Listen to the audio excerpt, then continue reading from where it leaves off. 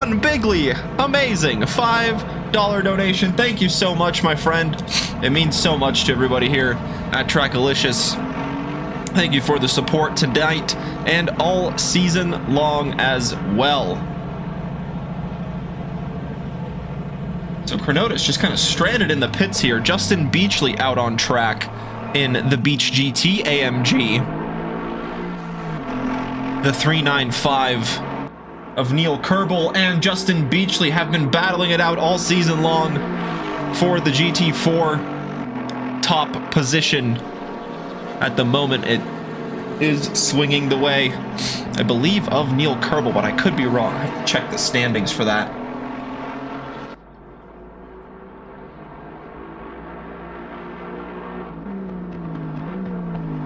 Delivery of the 26 looks very nice. We will get to the number 26 in a little bit, as that is one of our GT3 contenders. The first 10 minutes in the qualifying, we have the GT4s out on track first. Neil Kerbel going across the line first in the 395 Kerbel race program. McLaren behind him on a lap is Shane Sullivan in the 617 BMW. He will look to set a good time, just a little behind the McLaren driver in front, and then Dom Matroni in the number 5 McLaren. Also been a contender for that top spot. And finishing out the rookies GT4 season on Mondays as well on a high note, finishing on the podium plenty of times in that season, as he looks to continue his success in the mixed grid multi-class championship here on Wednesday nights.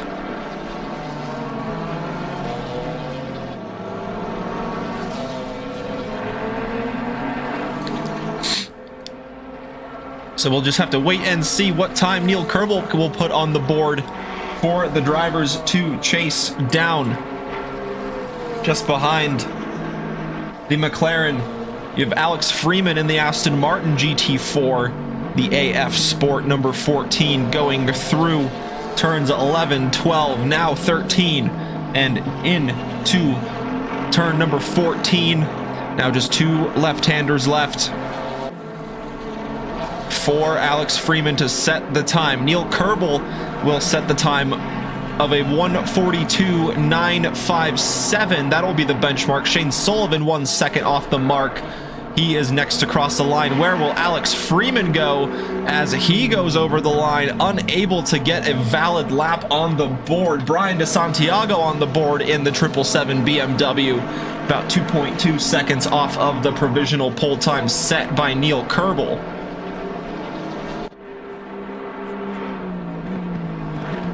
Dr. Porkchop going through turn 13, now a bit heavy on the curbs. And over the line, Justin Beachley able to take provisional pole, a 42.815, a tenth and a half quicker than the McLaren of Neil Kerbel for the time being, but there's still about 6 minutes left in the session for the drivers to improve on their time. Sam Warden goes into 3rd place. Dr. Porkchop across the line in 6th. He is able to get a valid lap on the board, as the 42 goes across the line as well. Same with the 253, and they are unable to get valid times on the board. So the first round complete. Now we wait for the GT4s to go around once again to see what sort of benchmark time, or I guess this is their benchmark times. Now it is time to wait and see what sort of improvements we have from the drivers. Hello, hello, how are we doing tonight? Happy Wednesday to everybody out there. No better way to enjoy it than some multi-class ACC action. Neil Kerbel back to the top with a provisional pole time of 42.767. Alex Freeman, not a valid lap on the board yet, and he's able to get one up into the top 5. And immediately moved down to 6 as Brian DeSantiago had a big improvement on his lap to to move him up into 4th past the BMW of Shane Sullivan. Professor Chronotis going through the back section as Justin Beachley crosses the line to take provisional pole away from Neil Kerbel. A 42.340, the time to chase for the GT4 drivers, nearly half a second quicker than the McLaren in 2nd place.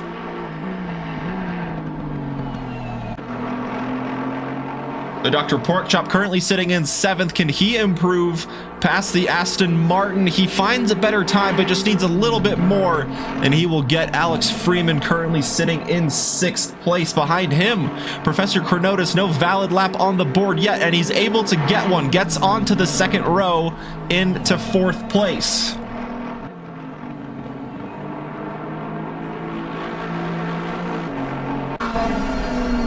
This is the view from the front wing of Dom Matroni, looking to get a valid lap on the board as he runs a little bit deep into turn 14, but all still under control. A little bit of a lift going through 15 and into turn 16, called Misano corner. Very light on the curbs in the entry, and exiting the corner, he will look to get all the power down, and up to the line he goes. And no valid lap on the board still from Dom Matroni. He is running out of time, just under 3 minutes to go in the session. He'll have time for 2 qualifying lap attempts to get himself on the board.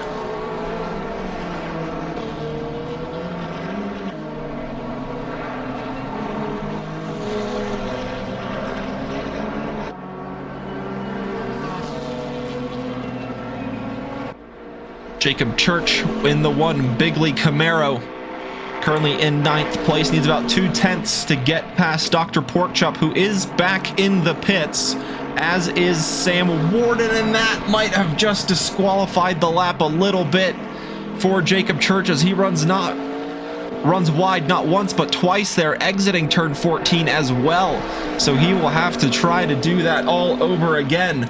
As time not favoring the drivers, he should have enough time for 2 laps as he crosses the start-finish line with just under 2 minutes, but the lap time is around a 1:44, 1:45 for the GT4, so he should have time to go around for 2 more attempts.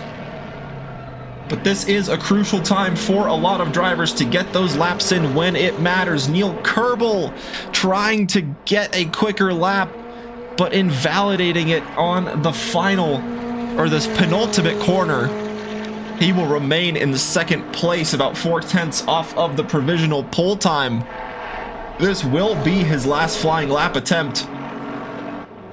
Alex Freeman now up to the line, looking for an improvement, and he gets a big improvement, moves into the top 5, moves the BMW of De Santiago to 6th, Dom Matroni to 7th, Shane Sullivan to 8th, Dr. Porkchop in 9th, Jacob Church will be in 10th place for the time being, and Dom Matroni able to get a time on the board, so he goes up to 7th and back to the pits, so that will be the best that the number 5 McLaren can finish.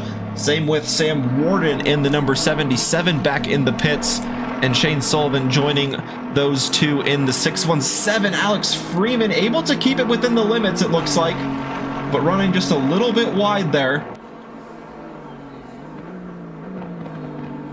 As he will look for an improvement entering, or going through the middle part of the 2nd sector, I should say, as Professor Chronotis going a little bit slow to begin his last flying lap attempt, rounding out Misano over the slight sausage curves on the outside, keeping it within the limits, so this lap will be valid for him, and this will be the last attempt for the number 42 Mercedes to potentially get past the McLaren and maybe, just maybe, find himself on pole position. He will need around a second of an improvement in order to achieve that provisional pole, but nothing is unachievable here as he keeps it just within the limits there. Exiting turn number 6. and gathers it up before the hairpin at turn 8. All right, on board with the Professor as he goes through the double right-hander. You kind of ignore the first part and just do the little hairpin at the end at turns 9 and 10. And then this is the fastest the drivers will go down through Corvone through turns 11 and 12, and then they'll have to brake for turn 13 coming up here. So flat out through 2 corners, a dab on the brakes, down a few gears, slinging it into turn 13, not running wide, and down a few more gears entering turn 14, cutting the curb as much as he can, trying to get on the power as early as possible. You want to take this corner as quickly as possible to benefit from this straight, and he runs a little bit wide, disqualifies the lap, and Professor Chronotis will return back to the pits. So the GT4 field is set. You've got Justin Beachley in pole position, Neil Kerbel in second place.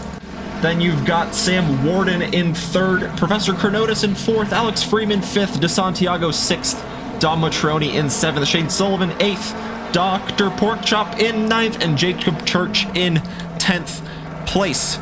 The GT3 cars are out on track after passing that 10-minute mark. This will be a lot of the first drivers' first push lap as they cross the line here. That we can take a look at the livery of the number 26. This is Arda Selick in that McLaren.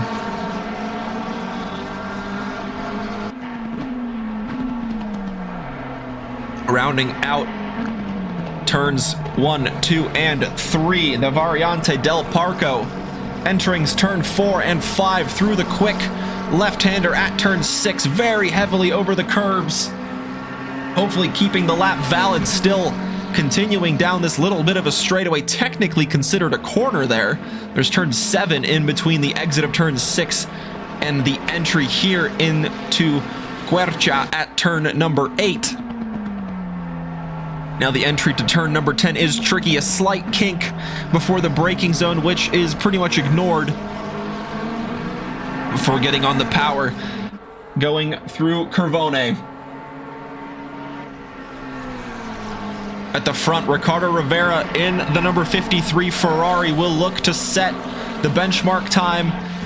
He's been on pole many times this season, and he will look to set the benchmark once again. A 34.187 will be the time to chase for the remaining GT3 drivers,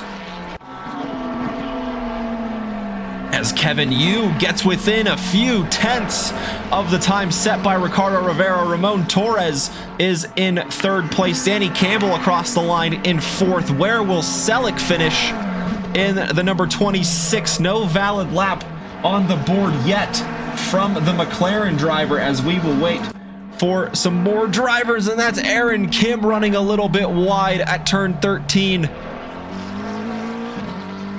And that will be the lap invalidated, unfortunately, for the number 48. Going through the final corner now to start another flying lap attempt under 6 minutes on the clock. Ricardo Rivera setting the provisional pole time of 34.187. Kevin Yu very close, within a few tenths. Then you've got Ramon Torres and Danny Campbell, the two McLarens on the second row. Buggy Watt in 5th place, then Rally Dutchy in the 621 Porsche in 6th. The last of the GT3s able to get a valid lap on the board. We're looking for a time from Selick, Kim, Hideyoshi, and Cicerone, as Ricardo Rivera rounds out the final corner, continuing to push, looking for an improvement still, and he gets one, a 33.292. Now the time to chase for the remainder of the field. Ramon Torres not able to improve on his last lap, and Kevin Yu does improve, but not quite as close as he was on that last attempt.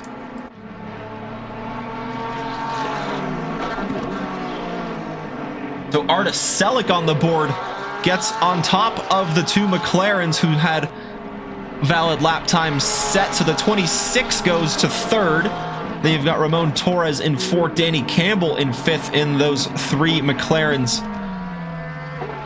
Now Rally Dutchy in the 6-2-1, looking for an improvement, and he gets one, gets past Buggy Watt up into 6th place.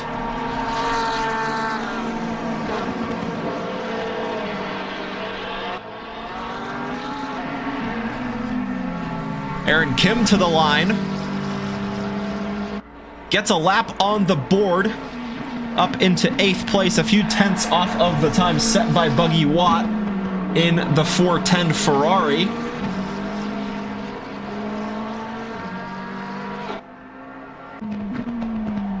As Ramon Torres looking to get that position back in the top 3. The Puerto Rico E-Racing Club driver finishing on the podium last time out, looking to keep that momentum going into the season finale. As he goes up to the line in the 181.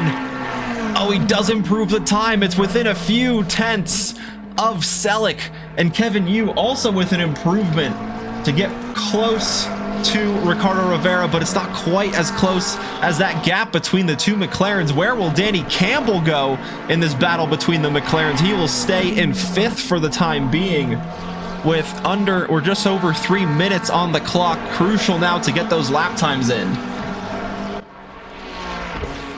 Buggy Watt looking for the position over Rally Dutchy. He gets it up into 6th, 4 tenths past the Porsche driver in 7th place, as Cicerone able to get a valid lap on the board, moving the Aston Martin driver into 9th place.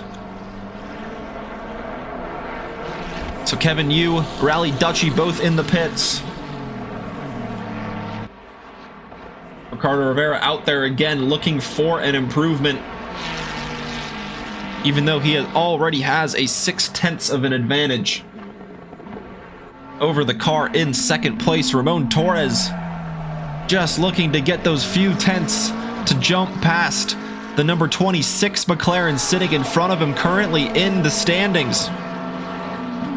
1 corner to go. Cutting it to perfection, running it wide to perfection. Is this the time that will move Ramon Torres past Selleck, and it moves him past Kevin Yu, in fact, to get up into 2nd place? Danny Campbell looking to do the same. Can he find the time to get into the top 4? He finds a little bit of an improvement, a few tenths, but needs a little bit more to get past the 26 in front.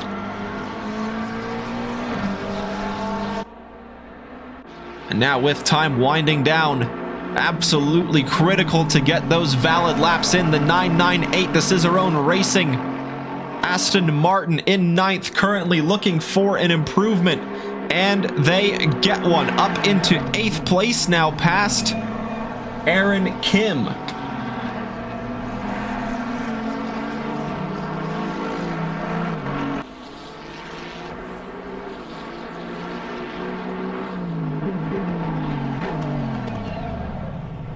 Oh, and that will be the qualifying session done for Miguel as they run wide, invalidating the lap. Under a minute on the clock. These laps absolutely matter here now. Danny Campbell looking to move up into the 2nd row, maybe even to the front row, if he can get the time in the McLaren.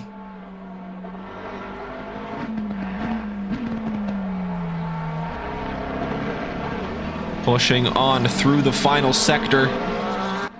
Just a few corners left. Very quick and tricky left-hand corners to end the lap here at Misano.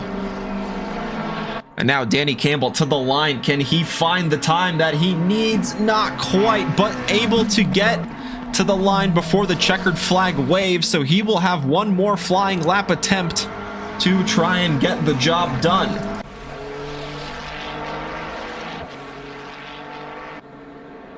Buggy Watt going to the line, taking the checkered flag, does get an improvement on his final flying lap attempt, but not quite close to Danny Campbell in front, but has a good gap behind. And Timo Hideyoshi able to get a time on the board at the end taking the Porsche driver up to 7th place.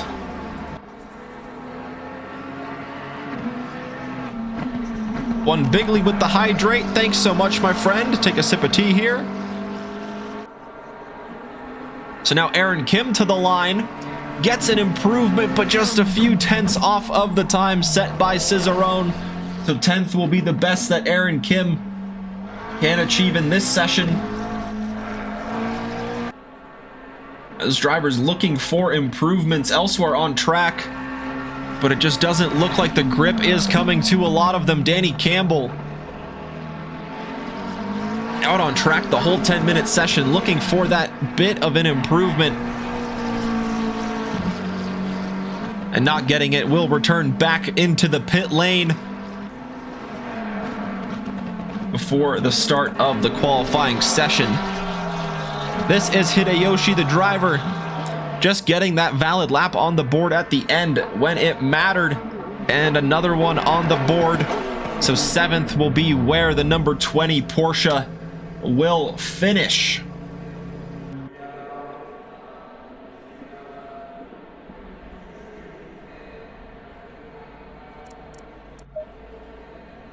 So that's the GT3 qualifying done. My goodness, can't speak.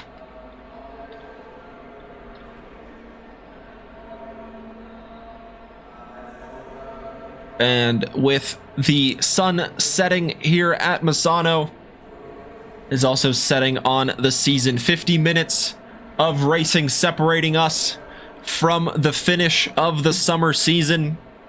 Round 8 at Misano. 2.63 mile track.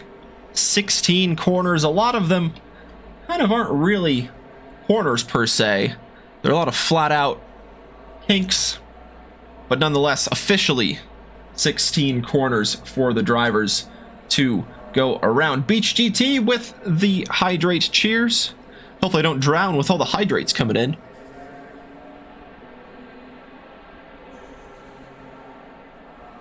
So with 2 minutes on the clock separating us from the beginning of the formation lap, let's remind us of the starting grid. In the GT4s, Justin Beachley taking pole position in the number 18 Beach GT AMG. He will have his championship rival from the entire season, Neil Kerbel, alongside him in the Kerbel Race Program 395 McLaren. Sam Warden in the number 77 McLaren will start at the front of the second row, with Professor Chronotis in the T Swizzalicious number 42 AMG taking 4th place. Alex Freeman lines up in 5th in the number 14 AF Sport Aston Martin, as Brian DeSantiago in the 777 BMW NPG Racing will start from 6th place. Dom Matroni starts out on the 4th row in the number 5. The Conarinos Racing Team McLaren will look to gain positions from the start. Shane Sullivan in the 617 Racing will look to do the same, starting from 8th place. Dr. Porkchop in 9th in the 71 Chop Shop Racing, looking to also get those positions early from the start. And Jacob Church in the 1 Bigley 253, looking to end the season on a high note here, rounding out the GT4 field. And at the start of the GT3s, we have Ricardo Rivera taking pole position, as he has many times this season, in the Puerto Rico E-Racing Club number 53 Ferrari. He will have his Puerto Rico E-Racing Club teammate in the Ramon Torres in the McLaren 181 alongside him on the front row. Kevin Yu starts from 3rd in the number 95 Ferrari, finishing on the podium a few times this season. He will look to end the season with a podium finish here as well. Artis Selleck will challenge that in the Arcus PSR Team Ruby McLaren, lining up next to Kevin Yu on the 2nd row. Danny Campbell in the 720 McLaren, starting from 5th place. We'll have Buggy Watt beside him on the third row in the 410 Overdrive Racing yellow Ferrari.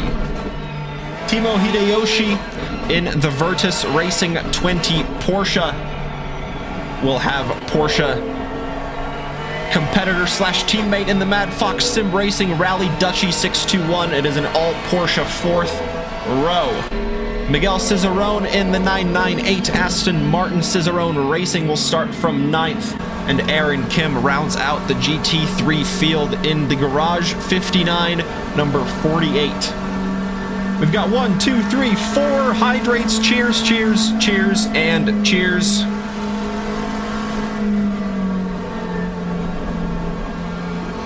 Taking 4 sips there. Oh my goodness. Thanks everybody for tuning in. Hope you've enjoyed the season so far. The finale here at Misano. Perfect way to end it. Requested a fun fact. Well, let's see. My Misano fun facts. I don't have too many.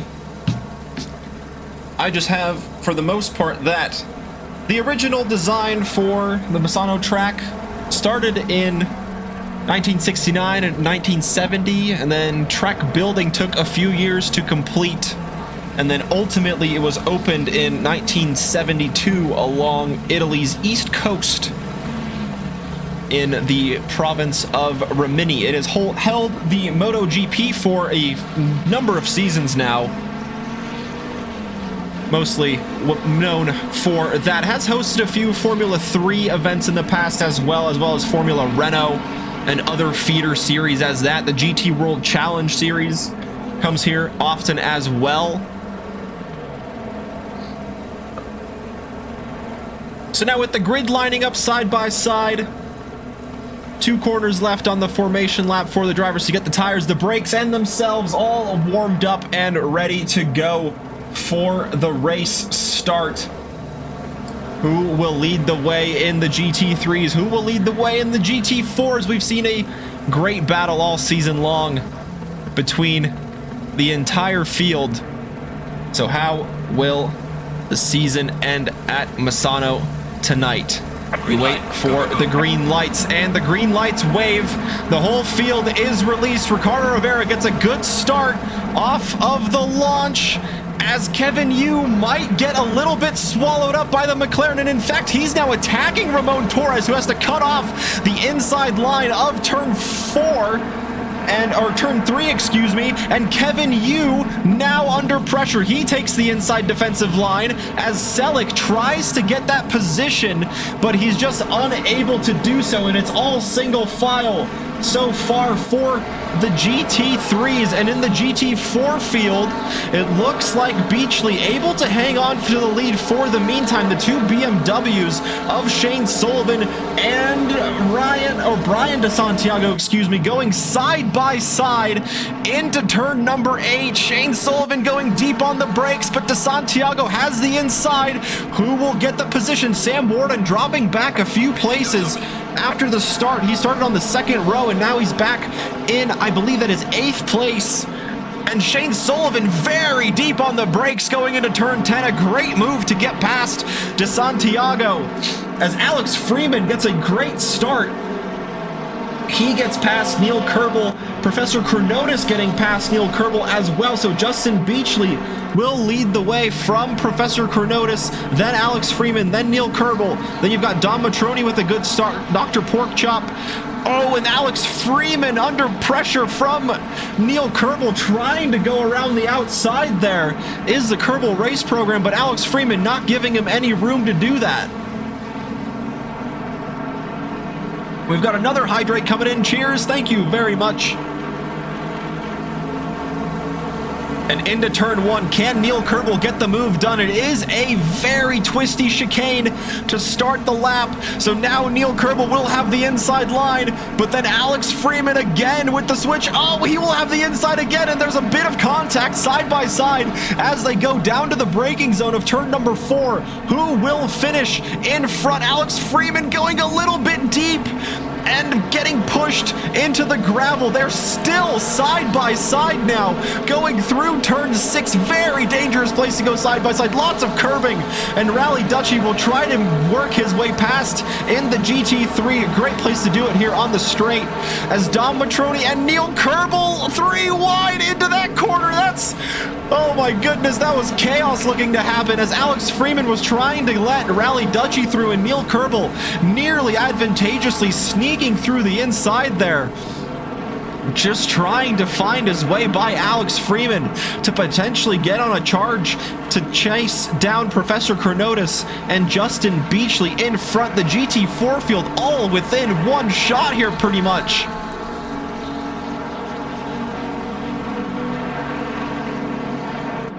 Taking a look at the GT3 field, the battle between the two McLarens. We've got Selleck versus Campbell down the main straight, approaching turn 1. Danny Campbell keeping that gap within a second. He's trying his best to challenge the fellow McLaren driver in front for that position, but at the moment, it doesn't look like he just has the pace for the time being to get those, or get that position just yet. But it is still pretty early on in the race. Absolutely anything can happen as we wait for still the overlap between the GT3s and the GT4s, and a bit of contact between Porkchop and DeSantiago. Just a straight up rear ending there, but DeSantiago able to keep it under control. Well held from the 777 BMW, and nearly 3 wide. Sam Warden going to the inside of Dr. Porkchop as the 77 McLaren gains the position on the Doctor. Now we'll try to get Brian DeSantiago in front. Shane Sullivan will try to do that as well, as they will go side by side. Dr. Porkchop may be suffering from a bit of front end damage there, and also going side by side, exiting turn number 6 will be costly on the corner exit down that one of the longest straights that is fairly straight, even though there is that slight kink that is labeled as turn 7. But nonetheless, continuing on in the GT4 field, Justin Beachley and Professor Chronotis continuing their battle, as Neil Kerbel sending it down the inside of Corvone, getting the move done before the braking zone. Alex Freeman will look to hang on to that outside line, but it is very difficult to do so, with the 621 rejoining just out of picture there in the Porsche GT3. And Neil Kerbel, great move to get that position, using the speed of the McLaren out of turn number 10 all the way to turn number 13, and he will look to chase down the battling Professor Chronotis and Justin Beachley in front. As Neil Kerbel passing the start-finish line, these two approaching and going through the Variante del Parco to start the lap. And into turn number 4, the two AMGs lead the GT4 field as they try to push the gap further past Neil Kerbel, sitting in 3rd place. The gap is right around 4 seconds, but still a pit stop does separate the drivers from the checkered flag as well.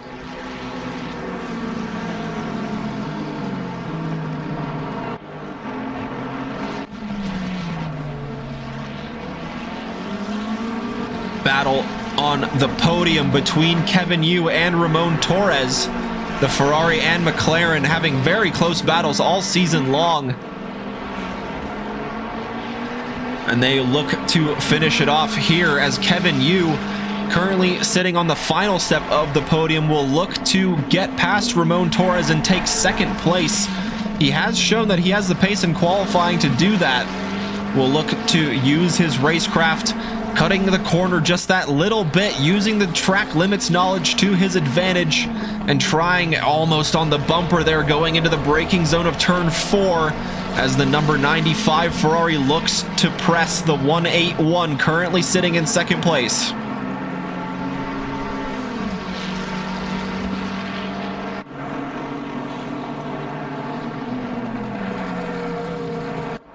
So now through Quercia they go. Turn number 8.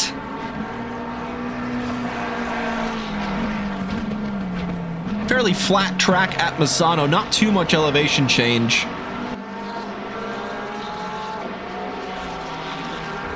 Nothing like your Spas or Imolas, where there are quite a few hills or mountain to worry about.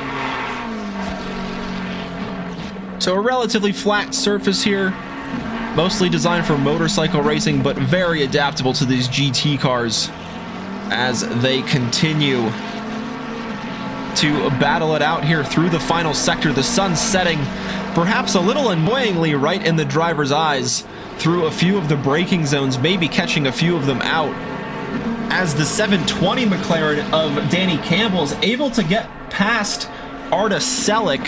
So those two McLarens battling for 4th and 5th, now swapped positions. Campbell now leads Selick.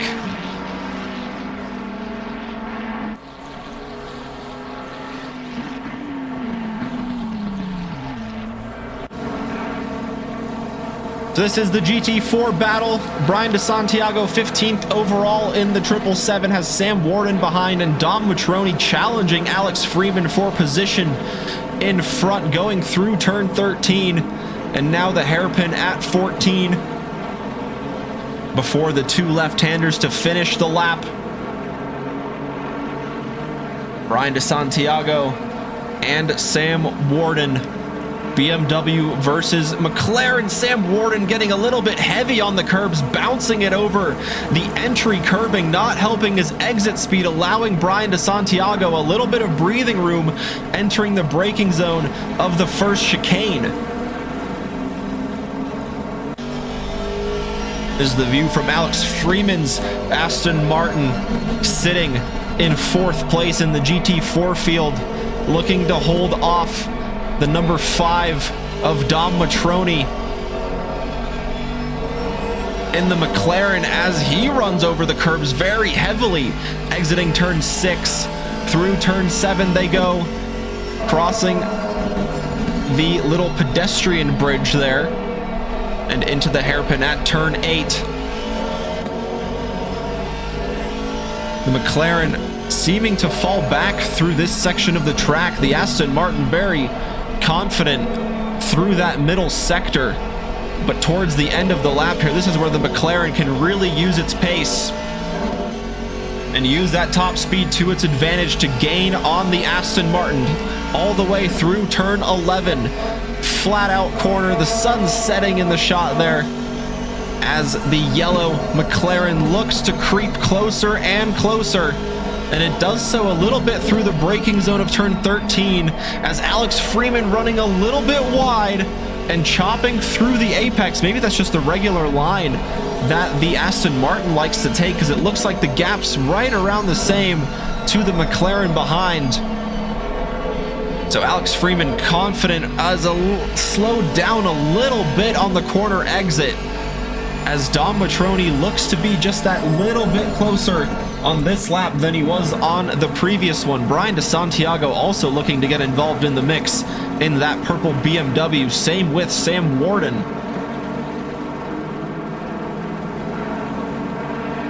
Just about 11 minutes have gone by in the race so far. So much action so far. At the front of the GT3 field, Kevin Yu has gotten past Ramon Torres, so the two Ferraris will now lead. Ramon Torres in the 181 McLaren will be in 3rd place as he looks to attack into turn number 2, but Kevin Yu keeping the speed through the corner, able to maintain 2nd place.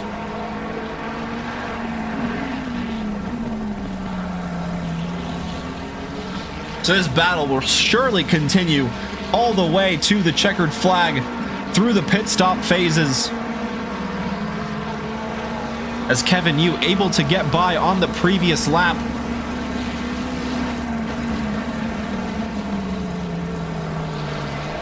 Ricardo Rivera setting an absolutely tremendous pace at the front of the field, nearly 7 seconds clear of this battling pair for 2nd and 3rd place.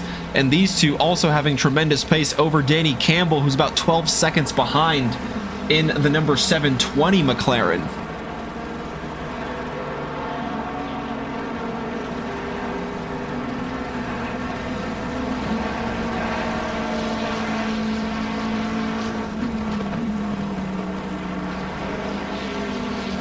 Through the quick part of the final section they go before the tight hairpin to close the lap. The double left-handers here at Misano before entering Misano corner itself, turn 16. Very tricky corner. Lots of curbing. You can take on the inside and outside, but you don't want to push the limits too far, as the game will award you a track limit violation. If you pick up 4 of those, you get a drive-through penalty. You get 3 warnings, and then on the 4th one, you get issued that penalty.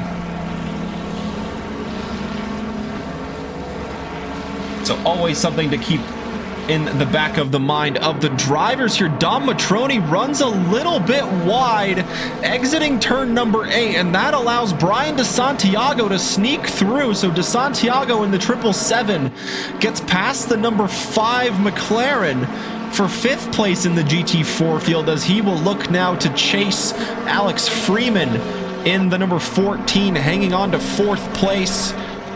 Or not hanging on, really. He's been very confident in 4th place, being able to hold off the McLaren of Dom Matroni.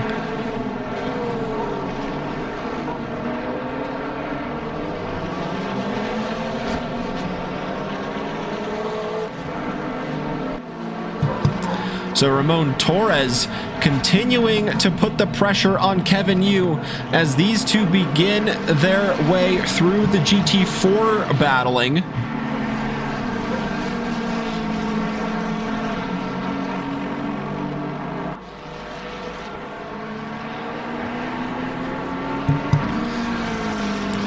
And starting another lap here. This will be the 10th lap for the GT3 drivers into turn 1, all nearly bumper to bumper collisions there into turn number 2, but all is well between 2nd and 3rd overall in the race. Kevin Yu, after getting by a few laps ago, still hanging on to that position as he looks to really hang on to that 2nd place, with Ramon Torres pushing behind, applying the pressure, trying everything he can to get by the Ferrari, but Kevin Yu looks absolutely strong for the moment in 2nd place. 15 minutes in, still plenty of action left. Selleck now on the back of Danny Campbell. This McLaren battle picking back up. Arda Selleck looking to get the position back after falling to 5th place at the beginning of the race.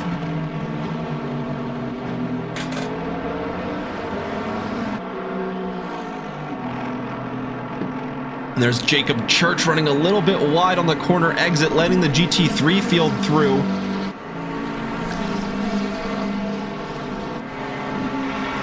As the two equal machinery, pretty equally matched through the quick section, as Selleck running a little bit wide.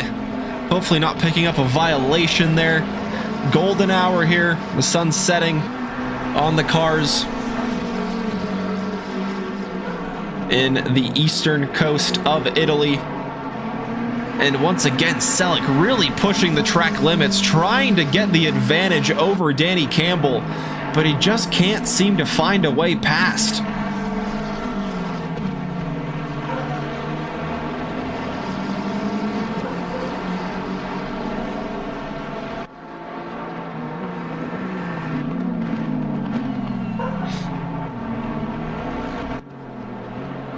The battle now continues between Neil Kerbel and Justin Beachley after Kerbel was able to get through Professor Chronotis just a few laps ago, or perhaps just on the previous lap.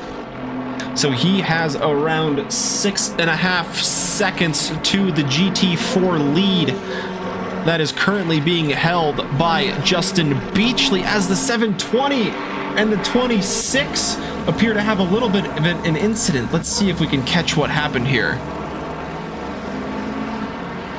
So the two cars exiting turn number 6, going through 7. There's a bit of GT4 traffic in the way, but I don't think that is the issue here.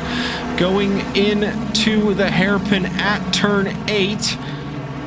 Oh, and just a little bit of a miscalculation there. It looked like from the 26, trying to take the inside line, but the 720 just wasn't quite on the power yet. And a bit of a moment there between the two battling McLarens.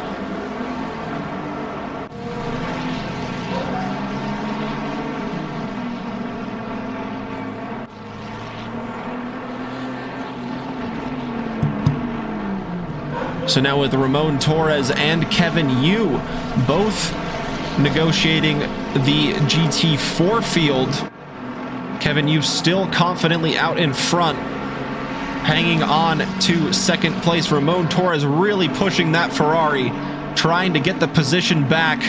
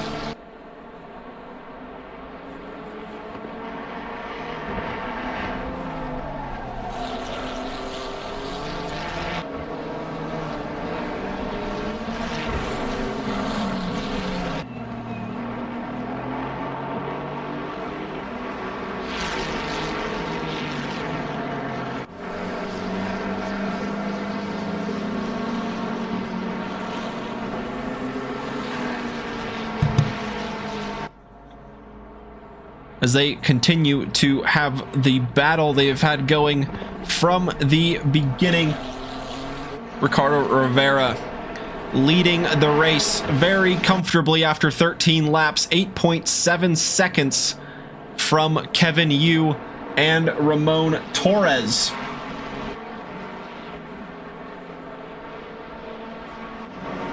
Ramon Torres continuing to push Kevin Yu, that is, as this battle continues for second and third place. The number 71 of Dr. Porkchop is now in the pits as well. Puerto Rico in the house, indeed.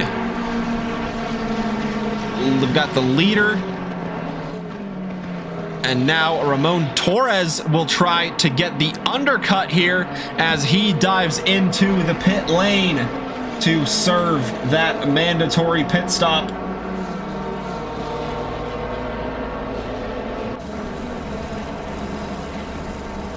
So Dom Matroni, the leader of those who have completed a pit stop, he will get past Shane Sullivan, DeSantiago, and Dr. Porkchop, who is currently sitting in the pits at the moment. Or at least rolling out of the pit lane, I should say. The 181 of Ramon Torres is sitting in the pits, waiting to get the full service on his car before rolling out. The number 14 of Alex Freeman in the pit lane. Unconventional strategy from Alex Freeman. We usually see him come into the pits very early on to get that undercut, as he comes in right around that halfway mark of this race.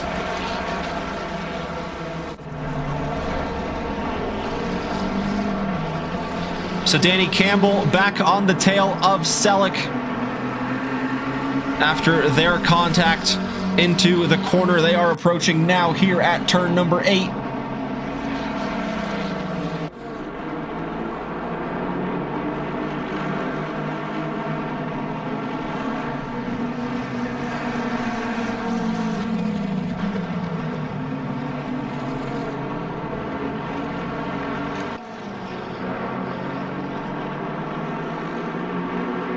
So the battle between the two McLarens now heating back up again.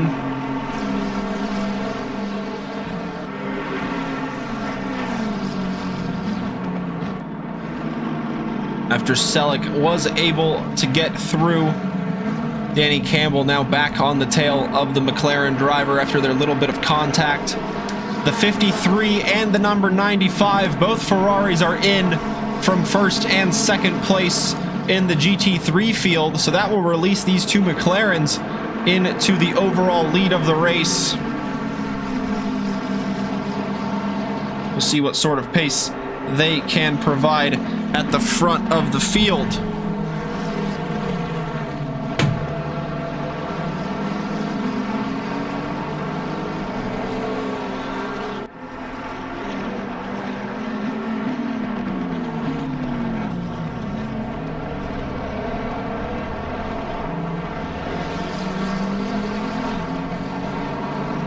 Bit of a strange pit lane exit as well for the drivers to manage here at Misano.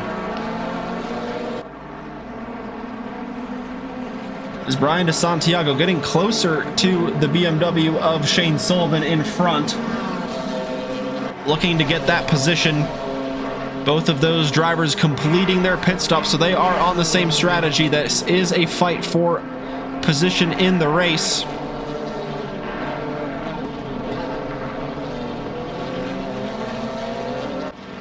So after the pit stops, Kevin Yu coming out behind Ramon Torres. So the undercut was quite well done from Ramon Torres. So now it is a Puerto Rico E-Racing Club 1-2 with Rivera leading the way of those who have completed the pit stops.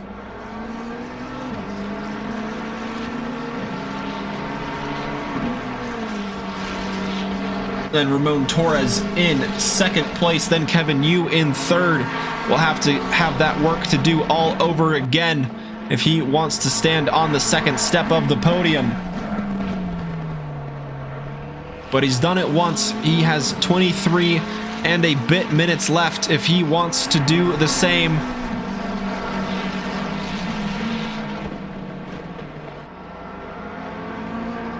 Needs to put the challenge on in front. And the battle really picking up between the GT4s here. Dom Matroni starting to get under pressure from Shane Sullivan in the 617 BMW, and Brian DeSantiago not too far off in the 777 as well. Dom Matroni runs wide through turn 10. It's going to be side by side. BMW on the inside approaching Curvone, who will get the position. The McLaren has the speed in the car itself, but Shane Sullivan seems to have gotten the better corner exit after Dom Matroni ran wide into the braking zone. Shane Sullivan holds the inside, and he will have the inside all the way up until turn number 15 coming up here. And Brian DeSantiago trying to pick up the scraps behind in the 777 BMW. Both BMWs swallowing up the number 5 McLaren at the moment. For the meantime, it's just Shane Sullivan who's able to get through, but Brian DeSantiago looking to go side by side with the McLaren, getting a great corner exit. Oh, and Dom Matroni cutting in front of the Aston Martin there. I think that was the 998 of Miguel Cicerone there. I think he was just unaware that that car was coming through, and a little bit of contact between the two. As that is Sam Warden exiting the pit lane. He will come out ahead of the number 5 as well. Just a little bit of a moment there from the number 5, losing him a few places in the GT4 field. Hideyoshi and Beachley in the pits. The AMG driver in the lead of the GT4 field now in the pits. That will release Neil Kerbel to first place to allow him to try and get those positions.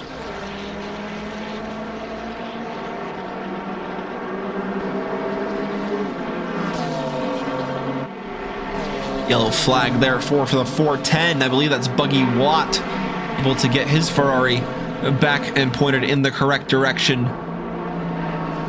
Continuing on in the race.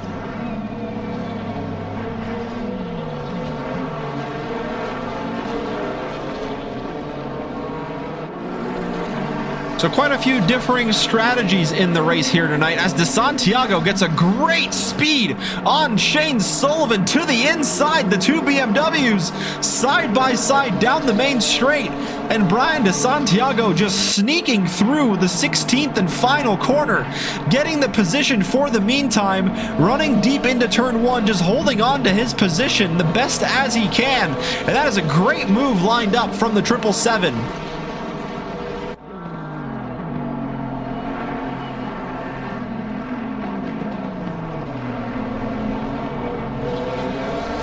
So he runs a little bit wide though, letting the GT3 car through, and that will put him at a disadvantage. Exiting turn 6, a bit of a drift won't help either. Shane Sullivan now will look to pounce on this opportunity through turn 7 into the braking zone of turn 8. Sullivan on the inside, trying to cover it off as best as he can.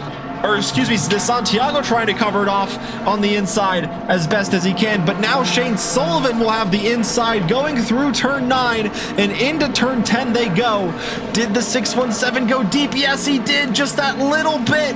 So DeSantiago gets the over-under back on the BMW of Shane Sullivan, letting Ricardo Rivera through from the lead of the GT3 field, and through Curvone they go nearly side by side. Shane Sullivan trying to stick a nose on the inside of the corner there, but Brian DeSantiago had the speed and had the corner covered off as he runs that little bit deep into turn number 14, as Shane Sullivan gets a great speed out of that corner. Will look to get the over-under done, as Brian DeSantiago did on him on the previous lap, and he learned from his mistake, taking the inside into Misano corner. But Brian DeSantiago gets a great launch out of the corner on the outside, cuts in front of the 617, and he will maintain the position for the time being as they will start another lap.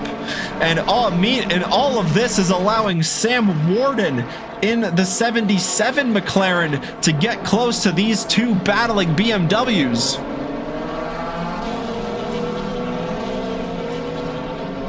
Absolutely great racing between these two GT4 drivers. Good friends off the track, showing great respect for each other on the track. Side-by-side action through pretty much every corner here between these two on their previous laps.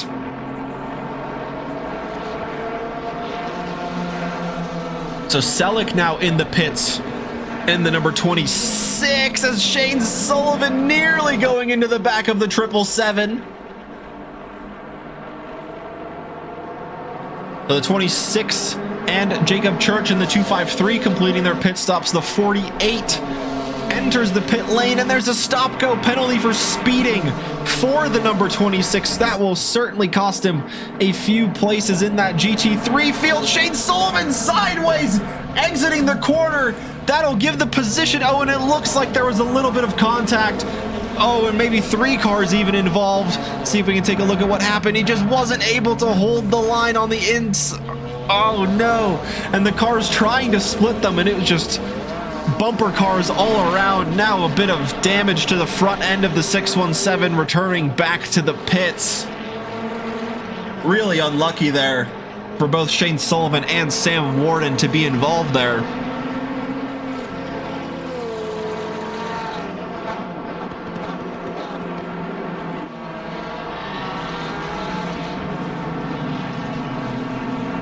So Alex Freeman now has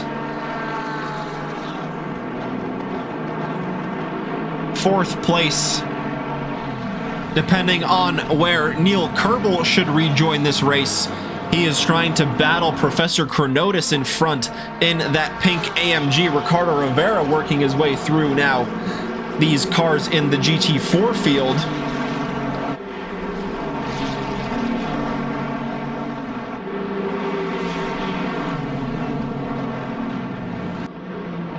So the 2 Astons now side by side. That's the GT3 on the inside of the GT4 going through turn 13 and now 14. So this is now critical for Alex Freeman to try and stay close to the AMG in front should there be any sort of strange encounters with the GT3 field overlapping.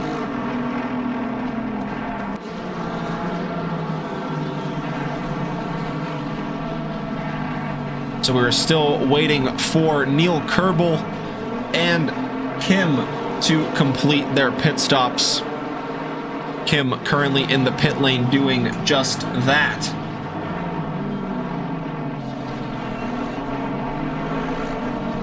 So Neil Kerbel really playing the long game here. Continuing on in the 395, and right as I say that, he goes right into the pits. With right around 15 minutes left on the clock, that will be a big advantage for Neil come the end of the race, because he does not nearly need to fuel his car up as much as the others to run for these 15 minutes, so he can put in basically a qualifying session to the end of the race. So it'll be interesting to see where Neil Kerbel will come out relative to Justin Beachley and Professor Chronotis. Justin Beachley here just going through the final 2 corners. The 395 can't do anything as it's just sitting there waiting for the pit crew to get the job done. So Kerbel is back out and rolling, but Justin Beachley comfortably covering off the 395 McLaren as he goes through that awkwardly long pit lane, snaking through and exiting at turn 3.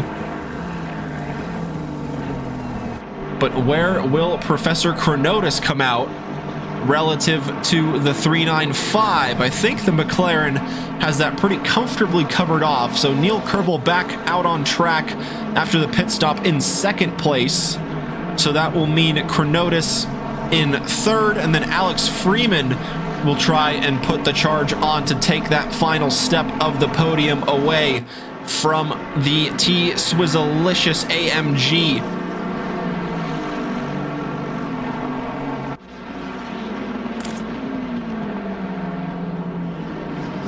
So at the front, Kevin Yu, the gap opening up between himself and Ramon Torres, nearly 7 seconds now. Must have been a bit of a moment for the number 95 as they were battling it out for the first half of the race up until the pit stop phase, and just that little bit after as well.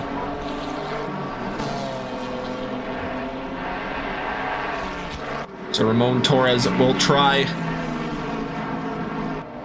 to maintain that gap as best as he can And the two battling McLarens are now in the GT4 field. Sam Warden battling with Dom Matroni, as they have all season long in the GT4 rookies on Mondays, continuing their battle into the multi-class season on Wednesdays here at Misano.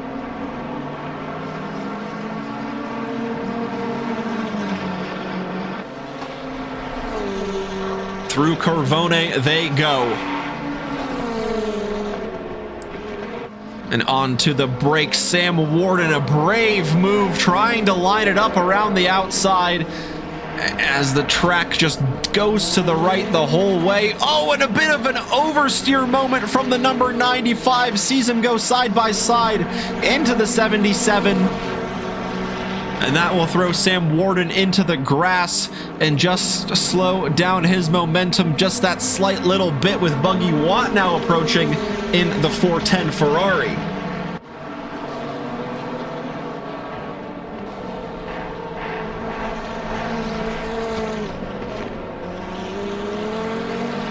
And Tadayoshi is back in the pits in the number 20 Porsche.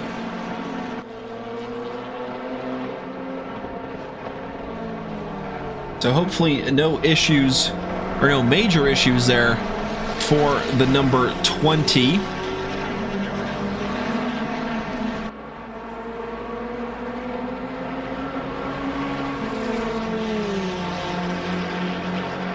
So the gap just opening up a little bit, with Buggy Watt trying to work that way through the GT4 field, just up the road. In this battle for the final step of the podium, Alex Freeman looking to take it away from Professor Chronotis.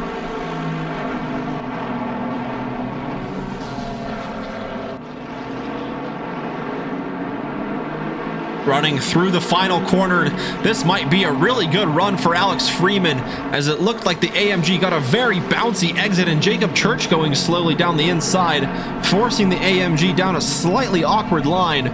Let's see if Alex Freeman can capitalize on this opportunity.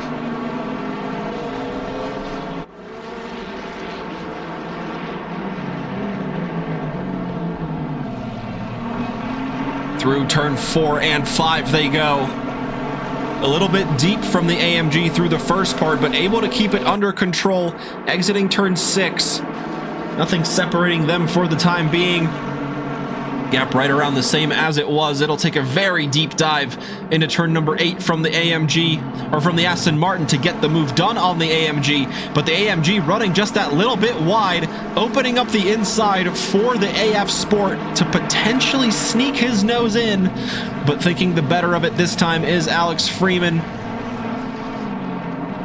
Through turn number 10 they go, rounding out the hairpin for the quick part of the lap. Alex Freeman getting a great exit, nearly bumper to bumper into the first corner at Corvone, number 11, and he looks to take the inside through 12, but the AMG is not giving him that position at all, as he will have to be, or he is forced to go the long way around.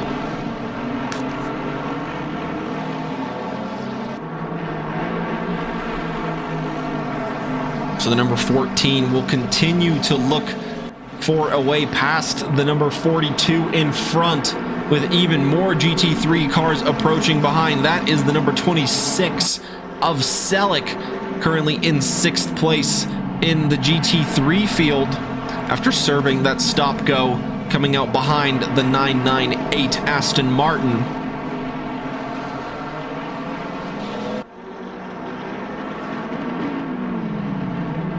So this battle continues for the final step of the podium. Sam Warden still looking for a way past Dom Matroni.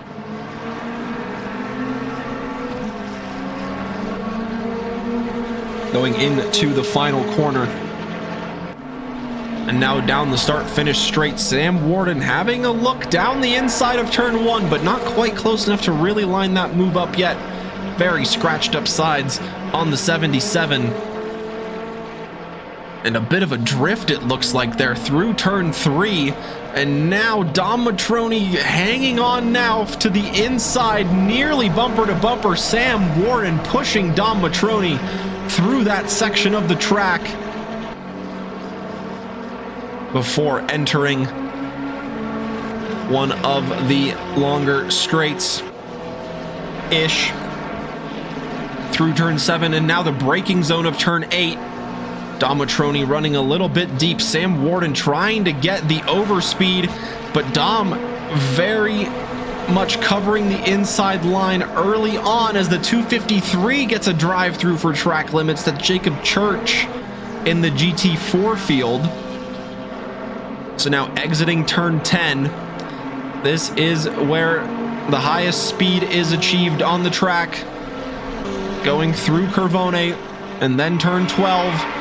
The braking zone arrives very quickly after turning here, and it is still a very quick right-hand corner before slowing it down for the hairpin at turn 14. Dom Matroni nearly chopping the track through that hairpin, ignoring the curbs completely and just going onto the turf, trying to keep his track position over Sam Warden, who gets a little bit bouncy onto the entry curb at turn number 16. Ricardo Rivera now working his way through these two battling McLarens in the GT4 field.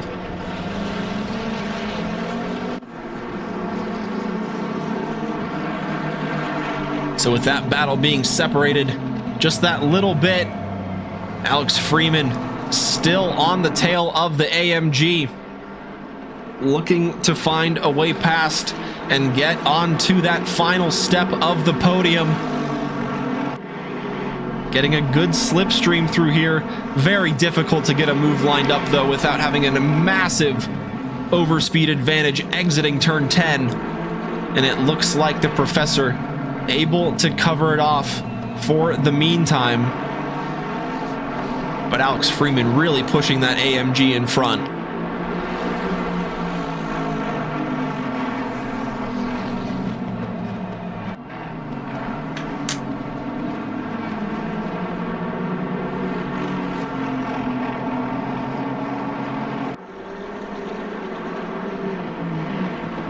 So with the battles continuing here, 5 and a bit minutes left on the clock in the race, in the season finale to close out the summer session here on Wednesdays.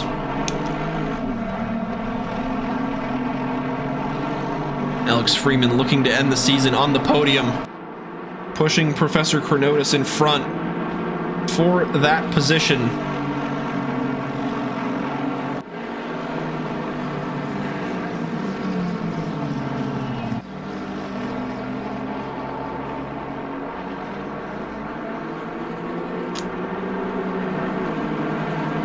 And is this the moment Alex Freeman was looking for, exiting turn 8, really putting the 42 in front on the defensive line? But getting a good exit is the AMG. It looks like he's going to be able to hold off that charge for the meantime.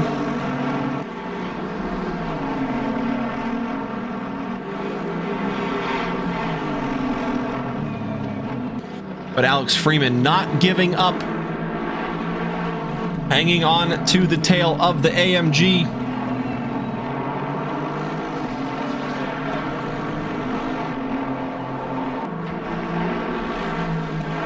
Oh, there's a drive-through for Dr. Porkchop in the 71. Same with Selleck in the number 26.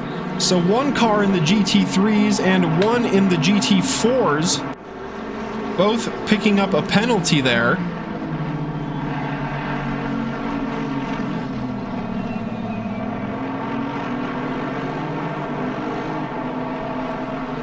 To the 26 after getting a stop go and now having to serve a drive-through, and Dr. Porkchop as well in the 71. The GT4 field will look to serve that and get it out of the way. Sam Warden can't get Dom Matroni cleared and out of the way.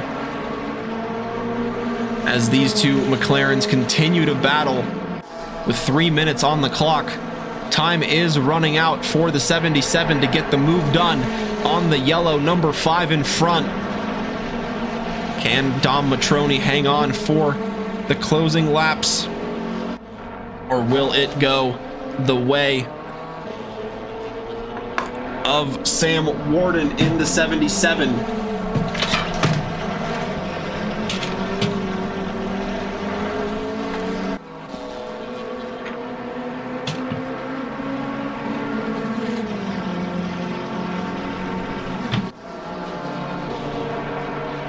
Dr. Porkchop in the pits to serve that drive-through penalty.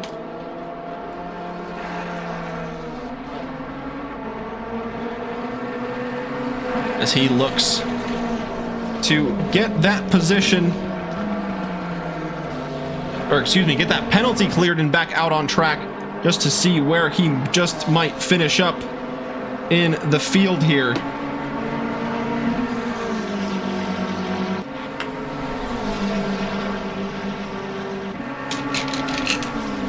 Oh, Dom Matroni runs that little bit wide. Might have given... Oh, and he runs very wide there, and he gets a drive-through, in fact. So Dom Matroni, not only will he lose this position to Sam Warden, might lose a few more with just 2 minutes on the clock. Very costly penalty from the number 5. So he will dive into the pits to get that penalty cleared. And the pit lane is a little bit long here at Misano, so that might be a very costly penalty, but it looks like he has plenty of room behind to Dr. Porkchop, who also had to come in and serve that drive-through penalty.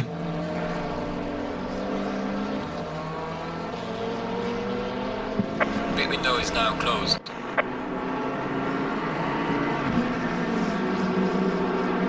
So the pit window closed. All drivers are clear of that penalty, or clear of that, I should say, except for, weirdly, Aaron Kim. I do believe he was in the pits, but I'm not sure why his penalty, or why his pit stop, excuse me, was not clear. He still has that yellow 1 next to his name.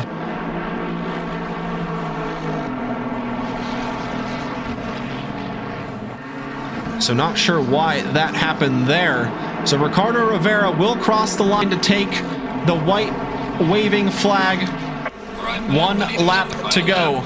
Can Alex Freeman use any of the 16 corners in the next 2.6 miles to his advantage and get past the AMG driver in front, who he has been battling for a lot of the second stint? And is this the opportunity he was looking for? Professor Chronotis covering the inside, Alex Freeman just trying to stick a nose in as they go side by side through turn 6. The AMG forced to go onto the sausage curbs onto the outside. Can the AMG get the speed to chop in front? He can. He gets the inside line, which forces Alex Freeman to the inside. Can he get the switchback done? The AMG runs deep. Alex Freeman sweeps to the inside and goes through to take the final step of the podium away from Professor Chronotis. Now just a sector and a half left for Alex Freeman to try and hang on to this position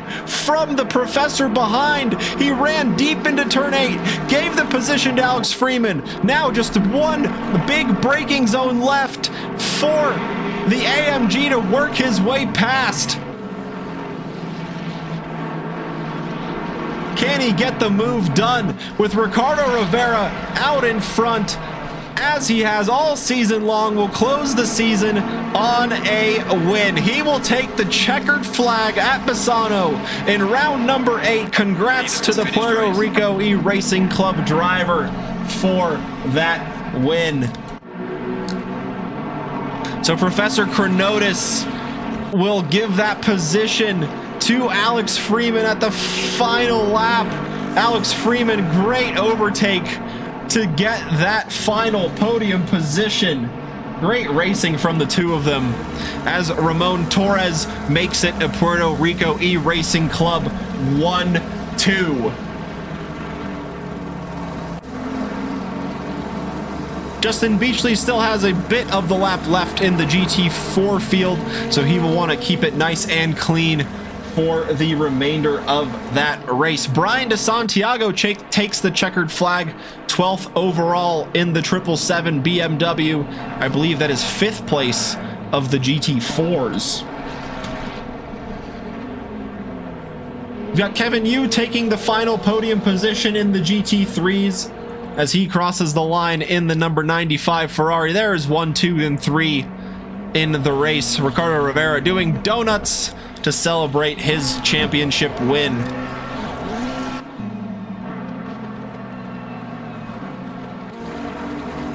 Juan Bigley with another hydrate. Cheers, my friend. Hope you all enjoyed the race this evening. Justin Beachley takes the win in the GT4s in the number 18 AMG. Congrats to you, Justin. And congrats to Neil Kerbel taking 2nd place in the Kerbel Race Program 395. Epic battle between him and Justin Beachley all season long for the championship. An absolutely great race tonight to end the season at Misano. So Ricardo Rivera out in front, Ramon Torres in 2nd, Kevin Yu in 3rd, Danny Campbell takes 4th, Miguel Cicerone 5th, Arda Selick in 6th, Buggy Watt in 7th. Then you have Aaron Kim in 8th place of the GT3 field. Justin Beachley takes the win in the GT4s, followed by Neil Kerbel and Alex Freeman on the podium. Professor Cornotis in 4th, Brian DeSantiago 5th, Sam Warden in 6th, Dom Matroni 7th, Dr. Porkchop in 8th, Shane Sullivan in 9th, and Jacob Church in 10th place. As always, we'd love to invite our podium sitters to join us in the green room for a quick chat about the race and how the season went as a whole. Hopefully we're able to get a few drivers in with us here this evening.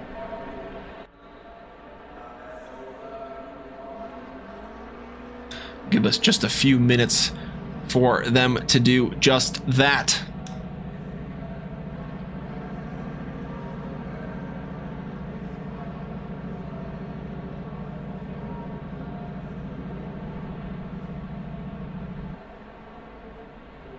And with that, let's take it back to our studio and bring in the GT3 drivers. We started with the GT4s last time. Let's start with the GT3s. This time, we bring in Ricardo Rivera and Ramon Torres, the Puerto Rico E-Racing Club 1-2. As it happened last week, it happened again, gentlemen. Yeah. Ooh, it was intense. Yeah, it seemed like, Ramon, you had a great battle with Kevin through that pretty much the whole race. Talk us through what happened at the start. You lost the position around like 5 to 6 laps in and just had to hang on, and then you got the undercut done. Talk us through what happened in getting the overtake back. Yeah, so the first laps I started losing, grip and start losing control of the car.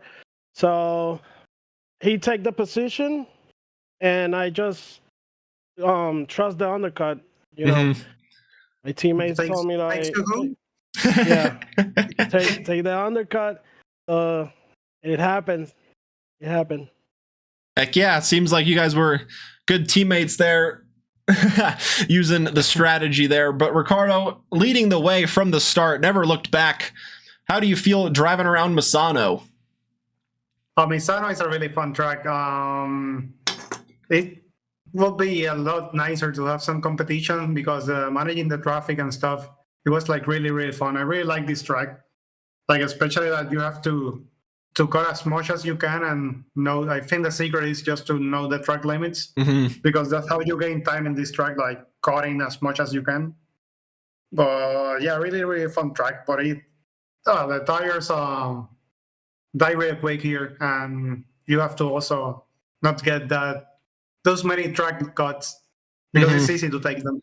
Yeah, we saw a couple of drivers fall victim to that as we saw, I think, 3 or 4 drive-throughs kind of in the last 5 minutes there. Just drivers trying to push those limits and pushing them just a little bit too far. So the season coming to an end. How are you guys feeling about the season overall and how it went? We'll start with you, Ramon. So I'm really, really, happy with the process that I have been, training and practicing every day. So I'm surprised. Thanks for Ricardo and for the season has been really good, really good, really good drivers, really good, staff. Everything has been awesome. I can't wait for the next season. Yeah, me neither, especially with how much action there's been this whole with the 8-round season here. And then same question to you, Ricardo. No, as always, I also like a lot this format. The multi-class racing, I think it's just more to it's an additional layer of fun, and it was great. I miss Thiago Dinarta the last 2 races. He was really, really quick, and we were fighting for the championship until the end. So I really miss him today and last week. Yeah, could just be a summer thing. People trying to enjoy the weather as much as they can. But yeah, hopefully we'll be back with even more numbers next season. I'm sure something is in the works already. But yeah, it was super fun to watch the multi-class format all season long. Thank you two gentlemen for joining us on the stream tonight. Congrats for the win and the podium. Hopefully we'll see you guys next season. And yeah, enjoy the little break. Thank you. And now we bring in Justin Beachley and Neil Kerbel. Hello, GT4 podium finishers. How are you two doing this evening? Wonderful. Just like how are you? What's that? Beachley's doing wonderful, and I am once again tired. Well, tired, yeah. You guys had quite a bit of racing. Neil, it looked like you dropped a little bit at the start there and had to work your way back into second. Talk us through what happened in your race. Yeah, it was lap 1, maybe turn 1 or 2. I think a Porsche got turned around, and I got tapped in between a GT3 and a GT4 and had to take the runoff. And I just lost a ton of time to Beachley for that. But he had incredible pace. I don't think I would have caught him. Yeah, tremendous pace around Misano. How was it from your perspective? Justin kind of had the gap pretty well managed for the entirety of the race there. Yeah. I kind of got caught up in the T1 incident too. I only had 2 seconds of damage, but it took me a few laps for I don't know, the car to settle in a little bit. I don't know what was going on there, or if I just got hit right in the right spot to mess up the handling. But started out, ended up getting 2 track cuts in a sector, and I'm like, oh, good. That's a good start. Yeah, so I was like, okay, I got to settle down now, and you kind of have to have a consistent pace, and manage the gap, and see where Neil's at, and everything else, and I think I took tires at the pit stop, which was a great idea because they just didn't feel very good. I don't know if Misano kind of eats tires too. Yeah, and I mean they felt infinitely better even than the beginning of the race after the pit stop, and put 2 or 3 fastest laps in a row, or personal bests at least, coming out after the pit. So I think that really solidified the gap. That'll get the confidence back too. Yeah, and then about 10-15 minutes left, I got my 3rd track cut, so I'm like, okay, we need to... All right, settle down. We need to cool it down a little bit. There's a 10-second gap. I don't need to try to go for lap records or anything. So yeah, it was definitely an interesting race. It was even though I was pretty much out front by myself, I think some of the it was definitely a position where I had to keep focus and watch for the GT3s and all that. So it was overall very exciting, and also very tired, like Neil.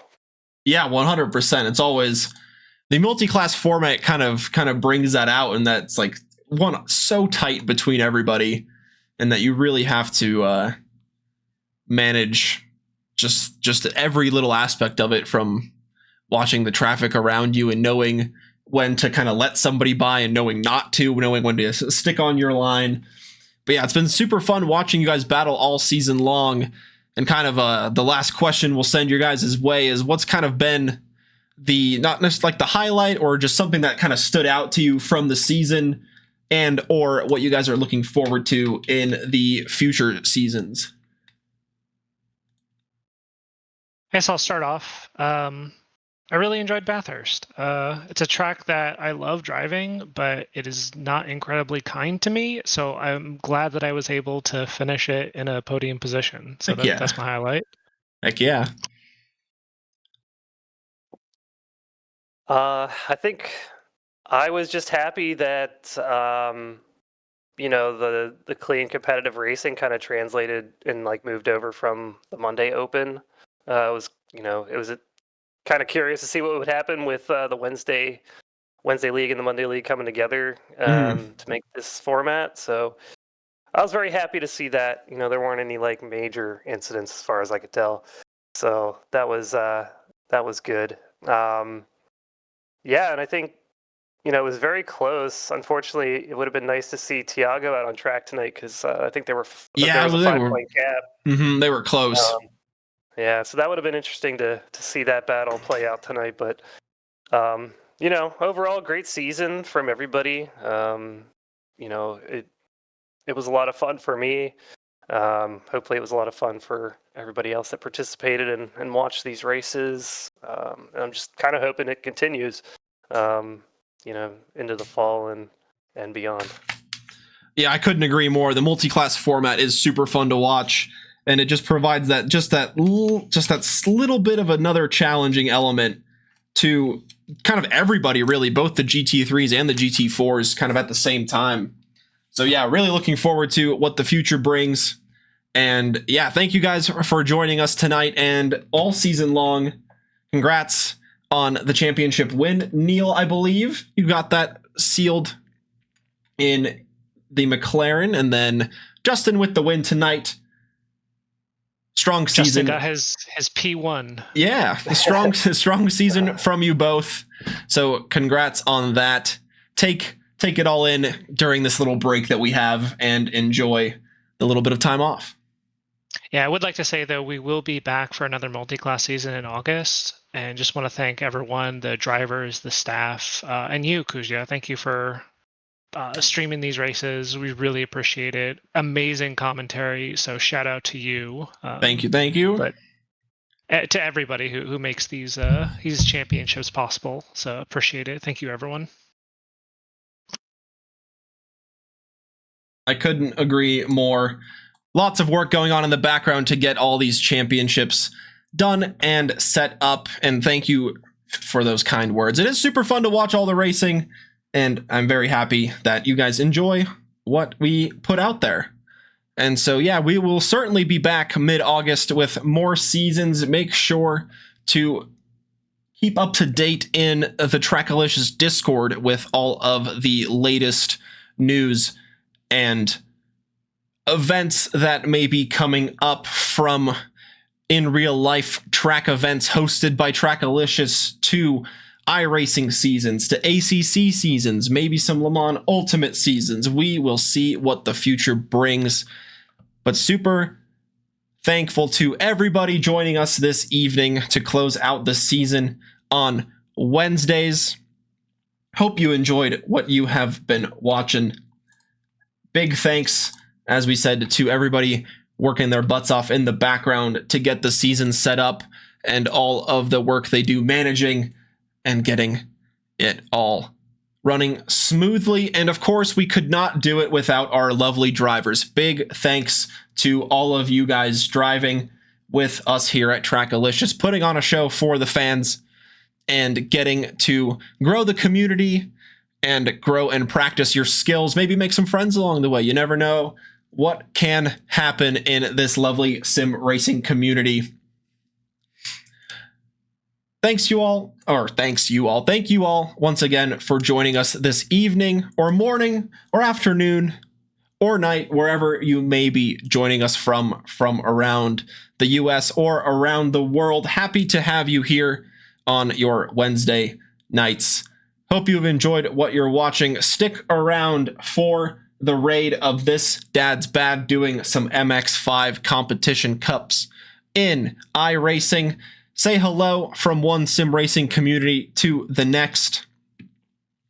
And once again, big thanks to everybody watching tonight and all season long, whether it be here Mondays, Thursdays, Sundays, whatever it may be. Thank you, thank you, thank you. We will catch you all around mid-August. Enjoy the little break. We will catch you then. See you next time. Stick around for the raid.